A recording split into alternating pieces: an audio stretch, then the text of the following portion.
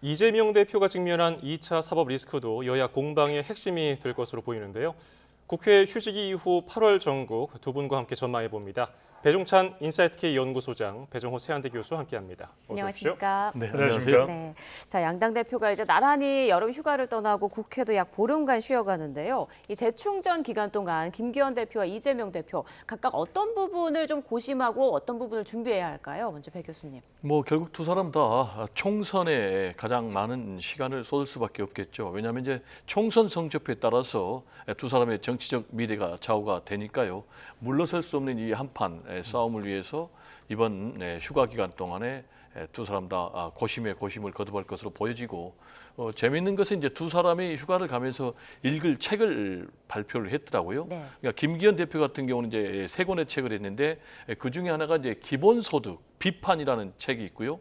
또 이재명 대표 같은 경우는 이제 난중일기, 이건 도올 김용옥 선생이 쓴 책이더라고요. 역시 이건 이제 총선에서 각각 불꽃 튀기는 이제 서로의 논쟁이 펼쳐질 것이니까 이론 무장을 하기 위한 것이 아닌가 이렇게 생각이 되는데, 그렇다면 이제 국민 입장에서는 뭘 생각할까? 역시 국민 입장에서는 제발 좀 정치권이 싸움만 하지 말고 경제, 좀 민생을 돌봐라 라는 그런 요구를 할 것 같아요. 특히 이제 우리나라 무역 수지가 14개월 계속해서 적자를 보이고 있고요. 지금 이제 국민들 입장에서는 먹거리 물가가 지금 비상입니다. 그리고 고금리가 계속되고 있기 때문에 이 부분에 대한 목소리가 가장 클 것이고, 또 이 부분에 대해서 과연 국민의힘 또는 민주당, 또 이재명 대표, 김기현 대표 누가 더 국민의 목소리를 더 반영하느냐에 따라서 총선 성적표가 저는 좌우되지 않을까 이렇게 생각이 됩니다. 예, 총선을 앞두고 어느 당 대표가 마음 편하게 쉴 수 있겠습니까만은 이재명 대표는 좀 더 속내가 복잡할 것 같기도 해요. 어떻게 향후 계획을 세울까요? 그렇게서 생각이 듭니다. 물론 김기현 대표라고 마음이 편할 수는 없고, 근데 저는 배종호 교수님 말씀에 전적으로 공감하면서 지금이 과연 휴가를 갈 때인가 싶어요. 휴가를 적어도 올해는 가지 않는 게 맞는 거 아닌가. 국민들이 또 이번 국회도 역대 최악이다라는 이야기가 나오고 있거든요. 그렇다면 적어도 좀 국민들을 위해서 휴가 없는 휴가를 보내셔야 되지 않을까. 그리고 책 읽는 거 좋습니다. 그것도 물론 언론 홍보용은 아니겠죠. 반드시 읽겠죠. 네. 근데 더 중요한 건 민심을 읽어야 되겠죠. 민심을 읽지 못하면 당도 존재할 수도 없는 것이고 정치도 국회도 존재할 수 없는 것이거든요. 근데 이제 이재명 대표에게 중요한 것은 가장 큰 고민이 그 부분일 것 같아요. 지금 분명히 수해도 그렇고 서울 양평간 고속도로 노선 변경 논란도 그렇고, 또 후쿠시마 오염수도 보면 정부에 분명히 부담이 클 수밖에 없는 이슈거든요. 네. 국민의힘은 거의 동반돼 있으니까 커플링이 돼 있기 때문에. 그런데 이따가 소개될 수 있을지 없을지 모르겠습니다. 수치는 일단 말씀을 안 드릴게요. 한국갤럽이나 전화 면접 조사에 4개 여론조사 기관의 MBS 이 조사를 보면 민주당의 지지율이 오히려 올라가기는커녕 내려가는 결과가 있어요. 물론 결과가 다른 자동답 조사도 있습니다. 하지만 이제 추세를 보자는 거죠. 왜 그럴까? 분명히 악재는 대통령과 국민의힘 쪽에 더 많은 것 같은데 민주당 쪽으로 지지층이 옮겨오지 않는 이유는 뭘까? 이 부분을 저는 절대적으로 이재명 대표가 고민해야 되지 않을까, 숙제가 될 것으로 보입니다. 네. 자, 두 대표 모두 민심을 읽을 수 있는 그런 휴가 기간을 보내길 바란다라는 말씀 해주셨습니다. 국회도 약 보름여 기간 휴직이 갔습니다만 여야의 공방은 앞으로도 계속될 것으로 보입니다. 특히 민주당이 서울 양평고속도로 관련 국정조사 요구서를 제출한 상황이고요. 양측은 국정조사 필요성을 두고 공방을 이어가고 있습니다. 관련 발언 잠깐 듣고 오시죠. 윤석열 대통령과 김건희 여사가 직접 대답해야 합니다. 땅이 있는 것은 대통령의 처가이고 노선을 바꾼 것은 윤석열 정부입니다. 더 이상 논란을 계속 제기하기 어려우니 국정조사라는 그 제도를 이용해서 이 이슈를 끌고 가려는 잘못된 정쟁의 행태다. 네, 배 소장님, 국정조사 필요하다고 보세요? 저는 진상을 밝히는 건 필요하다고 봅니다. 그런데 이제 국정조사가 그 수단이 될지는 모르겠어요. 오히려 왜 그러냐면은 국정조사가 지난번에 이태원 참사의 경우에도 결국 국정조사라는 것이 정치야 정쟁화돼 버렸잖아요. 안타까운 일입니다. 누구의 잘잘못을 따지기 전에. 그렇다면 저는 서울 양평간 고속도로는 철저하게 정책적으로 접근을 해야 된다. 그리고 지금 원희룡 장관도 그렇고 국토교통부에서도 더 시원한 또 국민 모두가 공감할 답변을 못 내놓는 것은 안타까운 일이에요. 하지만 그럼에도 불구하고 그래서 국정조사했을 때 그러면 국토교통부의 전적인 협조 그리고 또 수사권이 있어서 수사를 해야 될 부분에 대해서 수사까지 전개해서 결과를 만들어낼 수 있느냐 어렵다고 봐요. 그러니까 국정조사를 해서 이 해결책이 나오거나 궁금증이 풀리면 좋은데 그렇지 못할 가능성이 매우 높고 예상하건대는 여야 간 정쟁의 소지만 더 불거질 가능성이 매우 높을 것으로 보입니다. 예, 정의당하고 기본소득당이 찬성을 하면은 채택될 가능성이 높은데 어떻게 보시는지요? 말씀하신 대로 지금 이제 최적의 4분의 1 요구에 의해서 그리고 국회 본회의의 의결을 통해서 이제 국정조사가 실시가 됩니다. 근데 이제 민주당 같은 경우 168명 소속 의원 이제 전원 명의로 국정조사 요구서를 제출했기 때문에 여기에다가 또 지금 정의당 그리고 기본소득당까지 가세하고 있기 때문에 100% 제가 볼 때는 뭐 국정조사는 실시가 될 것으로 보이고요. 특히 여기에 이제 교섭단체가 참석을 안 하면은 제외하고도 할 수가 있기 때문에 100% 추진이 된다고 봅니다. 그러면 이제 과연 국정조사가 필요하냐라는 것과 관련해서는 저는 필요하다라고 봅니다. 일단 여론조사에서 지금 뉴스토마토가 의뢰한 여론조사 결과를 보면 국민의 63%가 국정조사 찬성한다는 그런 입장을 밝혔거든요. 그리고 이제 이 문제가 굉장한 지금 국정농단에 가까운 그런 게이트다라는 여러 가지 의혹들이 드러나고 있어요. 아시겠지만은 7년에 걸쳐서 추진된 문제가 갑자기 정권이 바뀌면서 또 그리고 양평 구수가 바뀌면서 하루아침에 고속도로 종점이 바뀌었단 말이에요. 그러면은 도대체 누가 그리고 왜 어떤 이유로 이런 것을 했는지에 대해서 정확한 경위와 이런 것들을 좀 조사할 필요가 있다라는 생각이 들고요. 이 과정에서 지금 여러 가지 국토부에서 거짓말을 했어요. 자료가 전혀 없다고 그랬는데 나중에 자료가 또 무더기로 또 쏟아졌고요. 그리고 또 양평군에서 요구했다라고 했는데 실제로는 용역회사가 제안을 한 것이고요. 그리고 또 비용 대비 편익 조사 같은 것도 하지 않은 그런 부분이 드러났단 말이에요. 그래서 이런 부분에 대해서 특히 이제 가장 중요한 부분은 원희룡 장관이 가장 큰 문제 같아요. 왜냐하면은 이게 지금 법령에 의해서 추진된 것이거든요. 아까도 말씀드렸듯이 한 1조 8천억 정도가 투자가 되는 대형 국책 사업이고요. 7년에 걸쳐서 진행이 된 건데 문제 제기가 되니까 장관이 하루아침에 단 하루 만에 그러면 원점에서 재검토하겠다라고 입장을 밝혔고 그다음에 다시 사흘 만에 전면 백지화로 얘기를 했단 말이에요. 그러다가 다시 이번에는 재추진 의사를 밝혔단 말이에요. 이렇게 장관이 오락가락하면서 오히려 김건희 여사 처가 게이트 의혹에 불을 지피고 있는 이런 상황이기 때문에 특히 또 이제 국민의힘 같은 경우도 지금 전적으로 민주당이 지금 거짓말로 선동하고 있다라고 주장을 하고 있기 때문에 오히려 민주당의 사과까지 요구하고 있는 이런 상황이기 때문에 그렇다면 차라리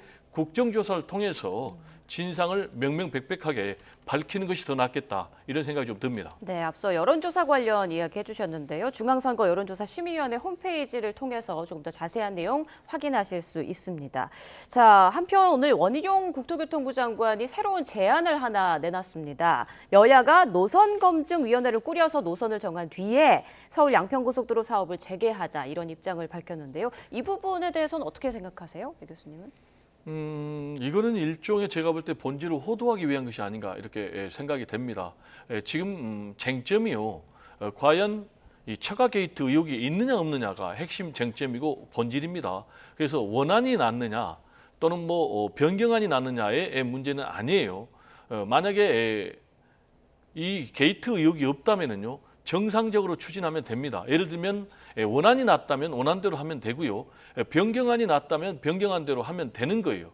그런데 지금 원희룡 장관이 일거에 하루아침에 왔다 갔다 하면서 이게 국민적 의혹이 엄청 커졌단 말이에요. 그래서 지금 이 상황에서 원희룡 장관이 전면 백지화 때문에 궁지에 몰리니까 지금 재추진하기 위한 일종의 방안으로 그렇다면 주민 설명회도 하고 또 전문가 검증을 거치자라고 했단 말이에요.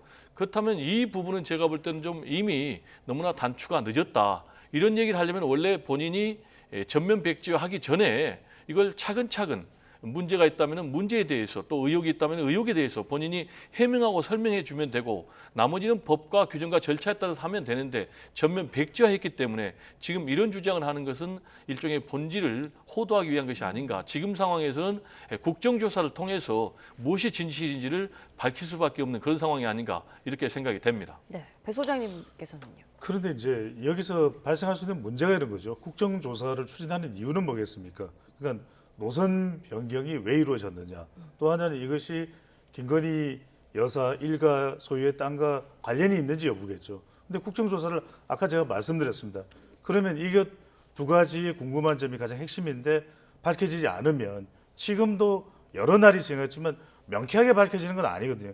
그렇지 않습니까? 그리고 양평군 내에서도 양서면이냐 강상면이 엇갈리고 또 그리고 원안을 하자고 했지만 그 뒤에 여러 가지 또 요구 사항이 나와서 강상면이나 강화 IC를 검토해 보고 있는 것이고 그러니까 이거를 정치적으로 접근하면 풀리지가 않을 것 같아요. 그래서 제가 그때 말씀드린 게 이 부분입니다. 국정조사를 통해서 다 밝혀질 수 있다. 그럼 국정조사 나왔는데 명쾌하게 김건희 여사 일가와 관련된 부분은 없다. 그리고 강상면이 검토를 해보니까 오히려 더 타당한 것 같다. 그러면 어떻게 되겠습니까? 이걸 받아들여질까요? 저는 쉽지 않다고 봅니다. 그래서 중요한 것은 지금 철저하게 정치는 빼고 저는 서울 양평간 고속도로는 고속도로예요. 고속도로는 말이 없다. 그 말이 없는 고속도로에 대해서 저는 정치가 아니라 정책적으로 따져보자는 거죠. 정말 노선 변경이 불편 부당한 일이었느냐 아니면 한번 검토해 볼 만한 일이었느냐 혹여라도 이것이 강상면에 있는 대통령의 배우자인 김건희 여사 일가와 관련된 어떤 영향이 있었느냐 이 부분을 따져보자는 거죠. 정책적으로. 예. 정책적으로 따져봐서 그 부분을 규명하는 것이 우선적일 것으로 보입니다. 저는 예. 이제 정치적으로 접근하지는 않아야 된다라는 말에는 100% 공감을 합니다. 근데 아까도 제가 말씀드렸듯이 장관이 이미 정치적으로 접근을 해버렸어요. 아까도 얘기했지만 지금 당초에는 양서면으로 하기로 했는데 이게 지금 정권이 바뀌고 군수가 바뀌면서 강상면으로 바뀌어버렸거든요. 그러면은 이 부분에 대해서 합당한 경위를 밝히면 되는 거예요. 근데 장관이 전면 백지화해 버렸단 말이에요. 그러면 여기서 궁금한 의혹이 드는 게 왜 아무런 문제가 없다면은 국토부 장관은 이 사업을 전면 백지화했을까? 더구나 이게 1조 8천억 원이 소요가 되는 대형 국책 사업입니다. 그래서 이런 대형 국책 사업을 전면 백지화하기 위해서는 장관이 멋대로 백지화할 수 없는 거예요. 예를 들면 이제 국가재정법에 의해서요. 기재부 장관하고 협의를 해야 되고요. 그리고 도로법에 의해서요. 도로심사위원회를 통과를 해야 되는 거예요. 근데 예. 장관이 하루아침에 백지화하니까 그렇다면은 김건희 여사 일가의 어떤 게이트 의혹이 일어나니까 이거를 덮어버리기 위해서 전면 백지화한 것이 아닌가 이런 의혹이 들고요. 여기다가 또 하나는 문제는 갑자기 이번엔 또 재추진을 들고 나왔단 말이에요. 그러니까 의혹이 더 일파만파 커지는 거죠. 그렇다면 제가 볼 때는 이 부분에 대해서는 원희룡 장관에 대해서 확실하게 대통령이 책임을 묻던가 아니면 국정조사를 통해서 이 과정에서 전혀 외부의 권력 개입이 없었다라는 것을 밝혀야 되는 그런 상황이 아닌가 그런 생각이 좀 듭니다. 예, 여기에 전문가들이 들어가야지 정치가 개입하면 좀 안 좋다 이런 의견 주셨는데 그런데 원 장관이 고속도로 관련 현장 주민 간담회에서 한 발언이 또 구설수에 올렸어요. 고속도로 가는 길에 오물부터 치워야 한다는 말이 있어서 민주당이 또 발끈했는데 이게 부적절하다는 비판도 있더라고요. 저도 부적절하고 봅니다. 예. 그러니까 저는 누구를 뭐 두둔하기 위해서 지금 나와서 분석과 평론을 하고 있는 게 아니라 그러니까 원희룡 장관도 시원하게 국민들에게 궁금증들을 해소시켜주지 못하고 있어요. 그러니까 노선 변경이 된 부분에 대해서 전면 백지화를 한 것에 대해서도 정치적 이유를 거론했죠. 그러니까 민주당에서 선동을 하기 때문에 그럴 수밖에 없었다. 이 정치인 출신 장관이기 때문에 그럴 수는 있다 하더라도 그것이 중도층이나 또는 MZ세대나 무당층이나 진영은 아닌 중간지대에 있는 국민들까지 완전히 납득시키기는 공감시키기는 쉽지 않거든요. 그러니까 원희룡 장관도 좀 더 차분할 필요가 있을 것 같아요. 그러니까 간담회든지 또 양평군의 간담회 가서도 물론 공감하는 국민들도 있었겠지만 그렇지 않은 국민들도 있습니다. 그리고 그 간담회가 전반적으로 알려지지도 않았고 그런 자꾸 문제 제기가 있을 수 있기 때문에 또 국회에서 또 답변하는 것이 원장관이 내용을 또 서울 양평간 고속도로 관련해서 완전하게 다 또 숙지된 것 같아 보이지는 않아요. 네. 그렇다면 그 모르지? 그 모르니까 그거는 의혹이야, 그거는 게이트야. 또 이렇게 접근하는 것도 저는 결코 바람직하지 못한 거고 장관이 뭐 숙지하면 좋습니다만 숙지를 못할 수도 있을 것 같아요. 하지만 그런 부분들까지 감안해서 저는 원장관도 한 발 두 발 물러서야 되고 또 더불어민주당에서도 정치적으로 하고 싶은 이야기는 많겠지만 이 부분은 정책적으로 접근을 해서 해결책이 어떤 부분이 되는 것이 가장 효과적이고 실효적인 것인지 이 부분을 향해서 가는 것이 가장 맞겠다는 생각이 듭니다. 네, 배 소장님께 추가 질문 하나 더 드릴게요. 이제 차기 대선 잠룡으로 꼽히는 원희룡 장관이 이번 사안을 놓고 이제 야당과 각을 세우면서 정치적인 존재감을 좀 키웠다라는 분석도 나오고 있는데요. 또 한편에서는 수도권 민심에는 좀 악영향을 끼쳤다 이런 영향도 나오거든요. 어떻게 분석하십니까? 그렇죠. 이제 수도권 민심은 좀 더 지켜봐야 될 것 같습니다. 예. 왜냐하면 이게 뭐 국민의힘이나 더불어민주당의 결정타가 되는 것으로 가는지 어떨지는 좀 더 추세를 봐야 될 거고 다른 이슈들도 있으니까 네. 수도권의 이 이슈 외에도. 근데 원희룡 장관은 정치적 승부수를 띄운 것 같아요. 워낙 해결하기가 쉽지 않은 그런 이슈임에는 또 분명합니다. 그러다 보니까 이것이 계속 이어질 경우에 상당히 국토교통부 차원이든 본인의 정치적인 미래든 공공해질 수밖에 없는 거, 곤란해질 수 있다는 거죠. 그런 차원에서의 정치적 승부수인데 국민의힘 지지층에서는 오히려 부각될 수 있습니다. 또 보수 진영에서는 원희룡 장관의 뭐 파이팅에 대해서 긍정적인 목소리가 나올 수 있을지 모르겠지만 일단은 주무부처의 장관이죠. 장관은 정책적으로 더 차분하게 야당도 함께 아우를 수밖에 없는 것이 또 장관의 위치입니다. 정치인의 위치하고 다를 때 그런 또 장관으로서의 면모를 보여주는 것이 본인의 정치적 미래를 위해서는 더 효과적이라고 봐야겠죠. 예. 제가 좀 말씀드리고 싶은 부분은 예. 대형 국책 사업을 추진함에 있어서 왜 정치적 승부수가 필요한 거죠? 대형 국책 사업은 법과 절차에 따라서 차근차근 추진하면 되는 거예요. 그리고 서울 양평 고속도로는 하루아침에 진행된 것이 아니고 지금 무려 7년에 걸쳐서 추진됐고 지금 지역 주민들은 15년 이상 오랫동안 원했던 이 수건 사업이거든요. 근데 이걸 지금 말씀하신 대로 원희룡 장관이 일종의 본인의 정치적인 미래를 위한 그런 도구로 이걸 지금 사용을 해버리니까 지금 문제가 심각한 거예요. 지금 윤석열 정권을 선택한 이유는 국민들이 뭐겠습니까? 윤석열 정권이 책임지고 국정을 운영해달라라는 것 아니겠습니까? 근데 지금 이 서울 양평 고속도로와 관련해서 원희룡 장관이 계속해서 주장한 것은 뭐냐면 야당에서 의혹을 제기를 하니까 그렇다면은 이걸 못하겠다라면서 전면 백지화를 했거든요. 그렇다면 국민들 입장에서는 아니 대형 국책 사업을 책임지고 지금 끌어가달라고 지금 윤석열 대통령을 뽑고 또 윤석열 대통령은 원희룡 장관을 국토부 장관으로 선택을 했는데 이런 국토부 장관이 야당이 문제 제기한다고 갑자기 이걸 백지화한다? 그러려면 정권을 잡을 이유가 없는 것이죠. 그리고 지금 이게 저는 정치적 승부수가 아니고요. 앞으로 본인의 정치적인 미래에 굉장히 나쁜 그런 선택이라고 생각을 합니다. 왜냐하면 본인에게 정치적인 미래의 승부수가 되려면은 확실한 정치적인 명분이 있어야 되는데 이건 지금 전혀 명분이 없거든요. 아마 본인은 정치적인 실리를 얻을 수 있다. 구체적으로는 자신이 앞으로 대통령이 되기 위해서는 윤석열 대통령의 도움을 받아야 되고 또 그리고 강력 보수 지지층의 도움을 받아야 되니까 이번에 확실하게 본인이 총대를 메임으로 인해서 윤석열 대통령과 김건희 여사의 지지를 받을 수 있다. 또 그리고 보수 강력 지지층의 지지를 받을 수 있다라고 생각을 하는데 미래 권력의 원천은요. 현재 대통령도 아닙니다. 김건희 여사도 아닙니다. 역시 국민입니다. 그런데 국민들이 지금 원희룡 장관 이런 선택에 대해서 어떻게 생각을 할까? 과거에 이제 원희룡 장관이 한나라당 때 지금 대통령 후보에 도전한다면서 지금 전두환 독재자 집에 가서 신년에 큰절 인사를 해가지고 엄청나게 여론의 비판에 직면했는데 그것과 유사한 그런 선택 본인이 머리가 너무 좋다 보니까 정치공학적으로 생각을 하다가 좀 악수를 선택한 것이 아닌가 좀 이런 우려도 듭니다. 예, 알겠습니다. 이 주제 아주 뜨거운 주제였고요. 다음 걸로 넘어가 볼까요? 이것 역시 아주 요즘 말로 핫한 이슈인데요. 여야의 또 다른 대치 현안 이동관 방통위원장 지명 관련입니다. 여야가 아주 극명하게 다른 평가를 하고 있는데 화면 보고 오시겠습니다.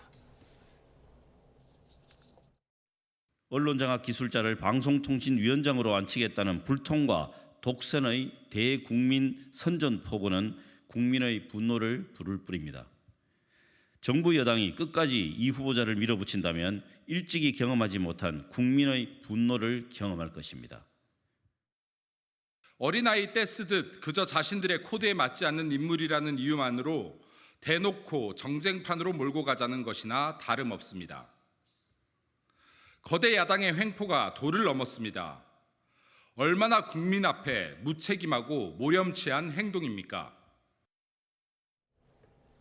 그야말로 극과 극입니다. 네. 민주당은 언론 장악 그리고 언론 언론 장악 기술자라는 입장이고 여당은 방송 정상화를 위한 최적의 인물이라는 입장인데 먼저 두 분 의견을 들어볼 텐데 교수님 먼저 말씀해 주실까요? 제가 볼 때는 이 인사는 굉장히 바람직하지 못한 인사다라는 생각이 듭니다. 그 이유는 방송통신위원회의 위원장이라는 그 특수성 때문에 그런데요. 방통위는 방송의 자유 그리고 공공성과 공익성을 위한 그런 기구입니다.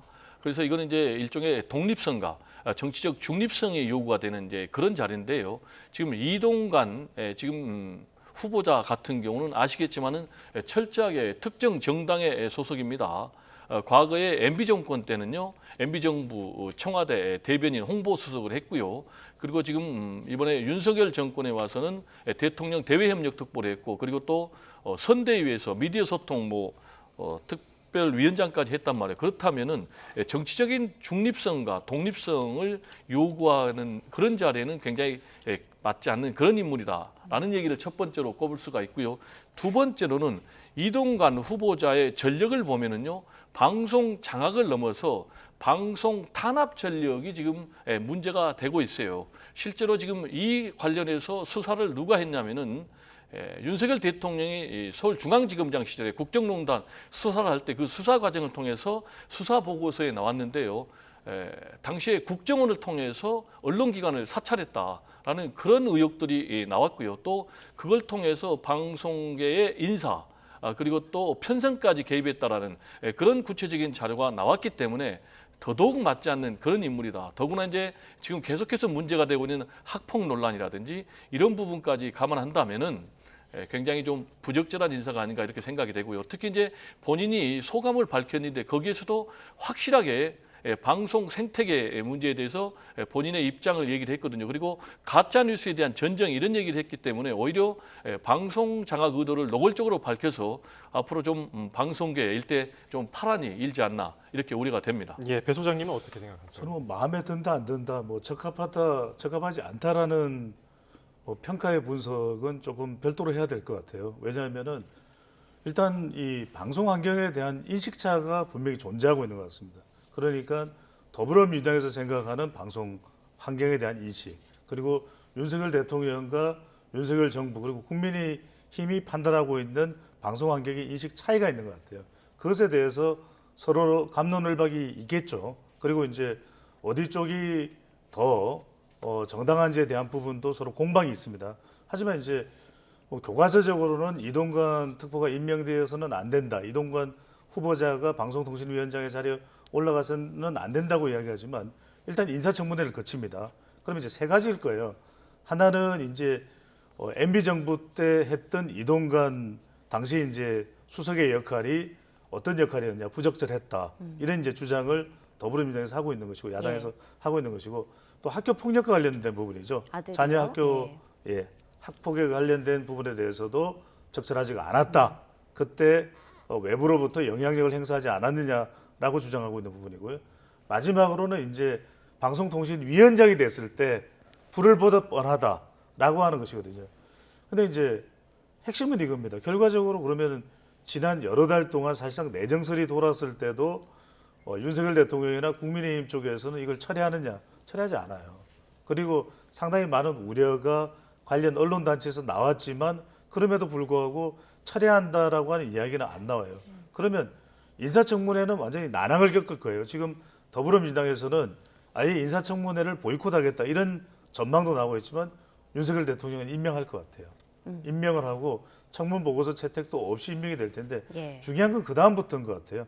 그 다음에 이동관 방송통신위원장이 되었을 때, 가정을 할 때, 물론 이제 진영 간 구도 속에서 분명히 더불어민주당 쪽에서는 격렬한 반대를 하겠지만, 공세를 하겠지만, 또 국민의힘 지지층에서는 뭐 그래도 그동안 여러 가지 편향된 게 지난 5년 문재인 정권에서 많았으니까 이동관 위원장이 돼야 그걸 바로잡을 수 있을 것이다라고 판단하겠죠. 근데 중요한 건 이 부분 같아요. 결국에는 언론에서 판단하는 것도 중요하고 다 중요하지만 중간에 있는 이 중도층 그리고 MZ세대 대체로 중간지대 유권자들이죠. 또 지지하는 정당이 없다는 무당층 이들이 과연 어떻게 판단할까. 그러니까 이동관 위원장이 되었을 때 아주 거칠게 또 좀 무리하게 언론 정책을 펴나가면 그건 윤석열 대통령한테도 부담되고 자신은 물론이거니와 그것이 이런 우려와는 다르게 차근차근 단계별로 공감대를 만들어가면서 한다면 그거는 효과가 있을 것이고 예. 지켜봐야 되겠죠. 그러니까 이동관 후보자는 어찌됐건 임명될 것이다라는 전망을 해주셨는데 민주당에서 그 청문회 보이콧 얘기하셨는데 전망 있는 시나리오인가요? 어떻게 보십니까? 제가 볼 때는 뭐 청문회 보이콧하지 않을 것으로 보여져요. 네. 왜냐하면은 지금 이제 청문회 특히 이제 제1야당 입장에서는 굉장히 중요한 국회 권한이자 책무 아니겠습니까? 지금 이제 부적격 인사라는 이제 그런 입장이에요.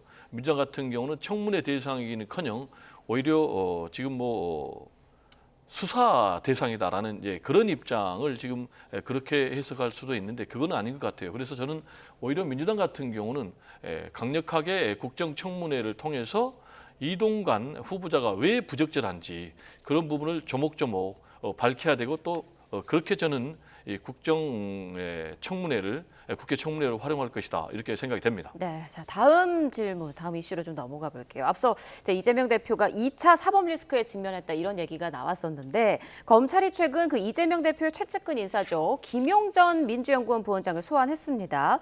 이재명 대표에 대한 또 검찰의 압박 수위가 점점 높아지는 것 같은데요. 지금 상황 좀 어떻게 보고 계십니까? 네, 말씀하신 대로 이제 김용 부원장 같은 경우도 결국은 이 대북 송금 압박하기 위해서 소환해서 조사를 한 것으로 보여지고요.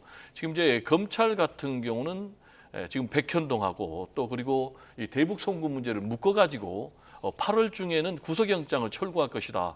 이런 것이 지금 뭐 언론계에서 일반적인 시각으로 지금 보여지고 있거든요. 네. 그렇다면은 이 김용 부원장을 불러서 조사한 것도 같은 맥락에서 보여집니다. 그렇다면 이제 검찰이 구속영장을 과연 언제 청구할 것이냐, 구체적으로는 회기 중에 청구할 것이냐, 아니면 비회기 중에 청구할 것이냐, 네. 이게 굉장히 중요한 관건인데요. 일단 8월 임시국회 같은 경우는 16일 날 지금 개회를 한다는 것 아니겠습니까? 그래서 만약에 비회기 중에 구속영장을 청구를 한다면은 뭐 자연스럽게 이재명 대표가 불체포 특권 내려놓겠다라고 했기 때문에 검찰의 영장 실질 심사를 받으면 되고요. 그러나 이제 회기 중에 만약에 검찰이 구속영장을 청구를 한다면 좀 복잡해지죠. 회기 중에는 이제 표결해야 되니까요. 예. 또는 하루 정도 휴회를 정해가지고 할 수 있다고 보여져요. 그러면 이제 검찰은 어떤 선택을 할까? 일단 검찰은 이재명 대표를 최대한 정치적으로 좀 코너에 몰겠다라는 그런 전략을 갖고 있기 때문에 회기 중에 제가 볼 때는 구속영장을 청구할 것으로 그렇게 예상이 됩니다. 예. 그리고 관련해서 대북 송금 사전 인지에 대해서 김성태 전 쌍방울 회장 그리고 참고인 소환 조사를 받은 김용전 부원장 진술이 엇갈리고 있지 않습니까? 네. 민주당은 김성태 전 회장을 상대로 검찰이 재판 거래를 하고 있는 거 아니냐, 너무 경미한 걸로 왜곡환거래법으로 기소를 했다는 얘기인데 봐주기라는 입장에 대해서 어떻게 보세요? 그 민주당에서는 이제 그렇게 이야기를 하겠죠. 근데 이것도 저는 정확하게 좀 따져볼 필요가 있을 것 같아요. 일단은 아직까지 김성태 전 쌍방울 회장에 대한 수사가 다 되지 않았고 과연 이걸 봐주기로 인식을 할지 또 이제 민주당에서는 정치적으로라도 저는 봐주기다 그렇게 또 주장을 할 수밖에 없을 것으로 보여요. 그런데 우리가 이제 팩트를 정확하게 사실관계를 확인할 필요가 있는데 일단 검찰에서 이 김성태 전 회장에 대해서는 지난 2월 3일 특별경제범죄가중처벌법 위반 횡령 혐의로 기소했고요. 외국환 거래법 위반도 들어가 있고 증거인멸 교사도 들어가 있습니다. 그러니까 여러 가지 중범죄를 물어본 특별검죄 이 특경가법 위반도 상당한 겁니다. 근데 요거까지 포함을 해서 이제 이야기를 한 것이고 그러니까 중범죄도 들어가 있고 외국환 거래법도 들어가 있죠. 근데 이제 재산국외 도피죄는 적용 안 한 이유는 뭐냐면 대법원의 판례에서 이 부분이 이미 확립이 되어 있기 때문에 더 이상 재산국외 도피법은 주장을 할 필요가 없는 겁니다. 근데 지금 국정원 경험이 있는 이제 김병기 더불어민주당 의원이 주장을 해서 가장 크게 부각되고 있는 건 아니 국가보안법 왜 적용 안 하냐 이 이야기잖아요. 예. 근데 국가보안법은 포괄적으로 적용하기 시작하면은 이화영 전부지사도 해당이 돼요. 그러니까 이거는 자칫 잘못하면 국가보안법이라는 게 북한과의 관련이기 때문에 확인되지 않은 내용으로 그 코에 걸면 코걸이, 귀에 걸면 귀걸이가 될 수 있는 것이 두 가지 항이 뭐냐면 국가보안법 제8조는 국가의 존립, 안전이나 자유민주적 기본 질서를 위태롭게 한다는 점을 알면서 반국가 단체의 구성원 또는 그 지령을 받은 자와 해약, 통신, 기타의 방법으로 연락하는 것. 연락하는 것이라는 게 자칫 잘못하면 연락하지 않았어? 이러면 다 걸리는 거예요. 또 하나가 뭐냐면 9조 2항인데 제8조에 방금 전에 말씀드린 겁니다. 죄를 범하려는 자라는 점을 알면서 금품 기타 재산상의 이익을 제공한 경우, 그러니까 이거는 굉장히 국가보안법에 대해서 우리가 폐지 이야기가 나오고 이랬지만 전 정권에서도 폐지하지 못했잖아요. 그 이야기는 이게 있기는 있어야 되는데 가급적이면 포괄적으로 적용하지 않고 제한적으로 적용하기 위한 것입니다. 방금 전에 말씀드렸죠. 이 외국환법 거래법도 들어가 있지만 이 김성태 전 회장에게는 지금 특경가법 위반이 2개나 적용이 되어 있습니다. 배임과 횡령. 이 부분도 정확하게 확인은 돼야 되겠죠. 네. 자, 저는 이 부분에 대해 좀 다르게 보는 게요. 일단 검찰은 얼마든지 본인들이 편의적으로 수사를 할 수가 있고 또 선택적으로 기소를 할 수가 있습니다. 지금 7개 혐의로 검찰이 기소를 했는데 지금 자세히 말씀하셨지만 외국한 거래법 위반에 대해서 기소를 했지만은 국가보안법상 위반은 기소를 안 했거든요. 그러면 이제 외국한 거래법 위반은 1년 이하의 징역이나 1억 이하의 벌금밖에 안 되니까요. 국가보안법 위반을 적용하면은 죄가 굉장히 무거워지는 거죠. 예. 또 그리고 특정 경제범죄 가중처벌법을 적용하면 또 죄가 더 무거워지고요. 또 하나는 뭐냐면은 주가 조작 관련해서도 지금 부정거래만 얘기했지 시세 조정 혐의 같은 건 안 했단 말이에요.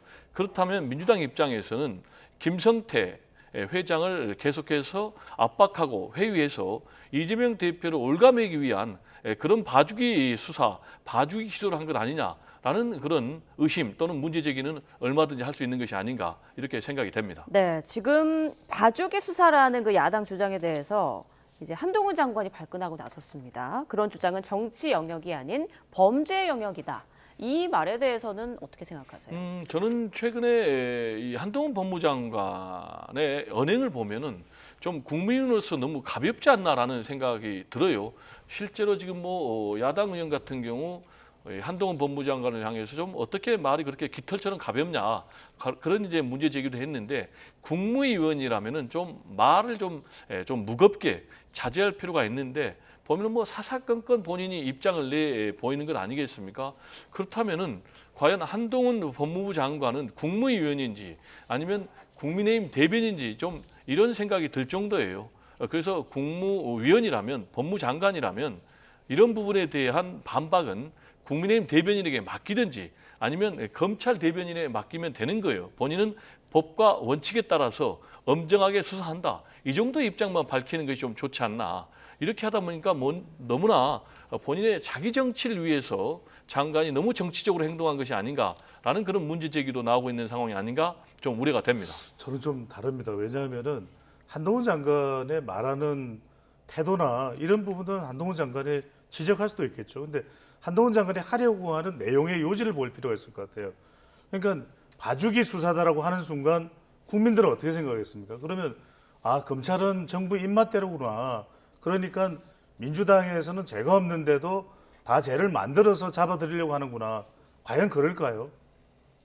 죄가 전혀 없는데 죄를 만들어서 집행을 하려고 하는 것일까요? 또 하나는 뭐냐면 국정원 출신의 더불어민주당 소속의 의원이 국가보안법 왜 적용 안 하냐 물어보면 그러면 말한 사람이 수사를 하고 재판을 해야 되죠. 그러니까 이 기소 여부는 검찰의 권한이잖아요. 그리고 문재인 정부 때는 검찰이 없었나요? 검찰이 제대로 수사하고 이야기하는 것은 그 부분에 대해서 비판은 할 수 있겠지만 전적으로 검찰은 다 조작이다 이렇게 이야기를 하면 국민들은 어떻게 판단하겠습니까? 또 하나 중요한 것은 국가보안법으로 기소가 되더라도 그것에 대해서 처벌할지 말지 여부는 누가 결정하는 겁니까? 누가 결정하는 겁니까? 사법부에서 결정하는 거 아닙니까? 그러니까 그건 사법부가 결정할 일이면 아니 한동훈 장관의 태도에 대해서 이러쿵 저러쿵 이야기하는 거야. 그럴 수 있다지만 핵심 내용은 뭐냐면 사법 방해를 해서는 안 된다. 봐주기 수사라고 전적으로 단정해서 국회의 다수당이 이야기를 해버리면 국민들은 검찰에 대해서 어떻게 생각하고 어떻게 판단하겠습니까? 모든 일체의 검찰의 이 수사 행위에 대해서 거부를 하고 불신을 하게 되겠죠. 그런 부분도 감안을 해야 되겠죠. 예. 저는 여기에 대해서 짧게 제가 반박을 좀 할 수밖에 없겠어요. 지금 이제 검찰의 선택적 수사 또 선택적 기소가 없습니까? 김학의 전 법무부 차관 같은 경우는 결국 검찰이 선택적으로 수사를 하다 보니까 결국 공소시효가 넘어가지고 처벌을 못했지 않습니까? 이런 부분에 대해서 그리고 또 실제로 지금 뭐 이재명 대표에 대해서는 300번 넘게 압수수색을 하고 김건희 여사에 대해서는 전혀 소환 조사도 하지 않는 이런 불공정한 수사에 대해서 얼마든지 저는 문제 제기를 야당이면 할 수 있다라는 생각이 좀 듭니다. 예. 자, 이어지는 내용인데요. 이화영 전 경기도 평화부지사 재판을 두고서 검찰이 압박을 했느냐, 혹은 뭐 이재명 대표 측의 회유냐, 대치가 아주 팽팽한 상황입니다. 다음 달 8일에 재판에서 이화영 전 부지사가 재판에서 얘기를 하는 게 정말 중요한 내용이 그럼요. 될 텐데 예, 예. 심경의 변화가 좀 있는 것 같습니까? 저는 심경의 변화를 이런 걸 떠나서 이화영 전 부지사는 사실을 있는 그대로 이야기하면 돼요. 본인이 정확히 알고 있는 인지하고 있는 사실을 이야기하면 됩니다. 보고를 했는지 안 했는지 그렇잖아요. 거기에 압박이고 뭐고 있을 수가 뭐가 있겠습니까? 사실을 진실을 이야기하는 건데. 그리고 이 피의자가 조사를 받을 때는 변호인이 옆에 있습니다. 그것을 뭐 물고문을 합니까? 정기고문을 합니까? 그러니까 뭐 이거는 다른 여러 가지 정치적 수사를 만들어내는 것이고 뭐 부인은 여보 정신 차려 이런 얘기를 했다는데 저는 다른 거 다 필요 없이 그냥 있는 그대로를 이화영 전 부지사는 꾸미지도 말고 삼키지도 말고 있는 그대로를 있는 그대로 이야기하면 되는 겁니다. 네, 첨언하실 내용 있으실까요? 지금 이제 이화영 전 부지사 같은 경우는 굉장히 생각이 복잡한 것 같아요. 왜냐하면은 검찰이 어떤 혐의에 대해서 기소를 하느냐에 따라서 본인의 형량이 굉장히 좌우되니까요. 그러다 보니까 좀 본인 입장에서는 약간 오락가락하는 면이 있는 것 같아요. 그래서 결국 이제 부부싸움까지 나는 그런 상황. 그렇지만 또 본인 같은 경우도 옥중서신을 통해서 지금 뭐 이재명 대표가 이 대북 송금에 관여했다라는 그런 보도는 전혀 사실 무근이 아니다라는 이제 그런 입장을 밝혔잖아요. 그래서 이제 말씀하신 대로 과연 이화영 전 부지사가 재판에서 어떤 발언을 내놓느냐에 따라서 지금 이재명 대표에 대한 검찰의 수사 그리고 또 구속영장 청구 문제가 좌우될 것 같은데 하여튼 뭐 이 부분은 이화영 전 부지사가 결정할 문제일 것 같고요. 예. 중요한 이재명 대표에 대한 사법 리스크에 분수령이 될 것은 틀림없어 보입니다. 네, 지금 1분 정도 남았는데요. 짧게 배 교수님한테 좀 질문 드리겠습니다. 이재명 대표의 조기 사퇴 가능성에 대한 얘기가 일각에서 나오고 있는데요. 이 부분 어떻게 전망하세요? 이재명 대표 이제 조기 사퇴는 계속해서 나오고 있어요. 네. 또 일부에서는 뭐 평론가가 지금 뭐 10월 달 설까지 얘기하고 예. 구체적으로 대안까지 얘기를 했는데 맞습니다. 지금 뭐 이재명 대표 측에서는 일단 이재명 대표가 조기에 사퇴하는 것은 없다라고 얘기를 하고 있는데 제가 볼 때는 세 가지 변수가 있을 것 같아요. 하나는 지금 지지율입니다. 민주당 지지율이 이재명 대표 체제에서 지금 윤석열 대통령의 여러 가지 실정에도 불구하고 지금 29%밖에 되지 않는 이런 상황. 그래서 지지율이 계속 낮을 것인지 아니면 반등할 것인지가 굉장히 거취의 중요한 문제가 될 것 같고요. 두 번째로는 검찰 리스크입니다. 그래서 이제 검찰이 앞으로 수사를 통해서 어떤 결정적인 문제를 또 내놓을지 안 내놓을지. 그리고 세 번째로는 선거법 선거 공판입니다. 지금 이제 공직선거법과 관련해서 지금 이미 기소가 돼 있지 않습니까? 그래서 1심 공판이 어떤 결론이 나오느냐, 유죄가 나오느냐, 무죄가 나오느냐 이 세 가지가 이재명 대표의 앞으로 체제의 중요한 변수가 될 것으로 보입니다. 아주 짧게 저는 이재명 대표가 사퇴 안 할 가능성이 매우 높을 것으로 그렇군요. 전망합니다. 네, 예. 지켜보겠습니다. 조금 전에 언급된 내용은 한국갤럽이 지난 25일부터 27일까지 조사한 거고요. 자세한 내용은 중앙선거 여론조사 심의위원회 홈페이지 참고하시기 바라겠습니다.